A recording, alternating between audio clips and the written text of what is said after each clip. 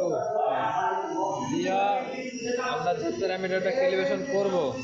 প্রথমে আমরা যাব প্রসেস কন্ট্রোলে F5 F5 এ যাওয়ার পর F1 এ ক্যালিব্রেশন আছে F1 এ ক্যালিব্রেশন দেব ক্যালিব্রেশন তারপরে এই মডেলে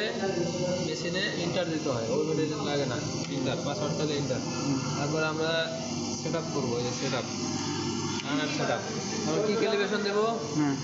টোটাল প্রোটিন দেবো টোটাল প্রোটিন কই আছে এই যে টিপি এখানে অনেক টেস্টের প্যারামিটার আছে টিপি টিপি দেবো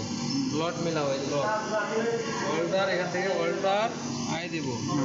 দিয়ে টোটাল প্রোটিনে চাপ দেব ক্যালিব্রেশন করা নাই কত সাইড 69 একবার টাইপ দেবো সাইড 69 ঠিক আছে ক্যালিব্রেশন হয়নি ঠিক আছে মানে আমরা দেবো হচ্ছে কি সিগমেন্ট আছে কিউ এর 1 নাম্বার দিয়ে দেবো 1 নাম্বার দিয়ে হ্যাঁ এখানে ভ্যালুগুলো আপডেট করে দিতে হবে ভ্যালুগুলো আপডেট করতে হবে এখন ঠিক আছে অন করে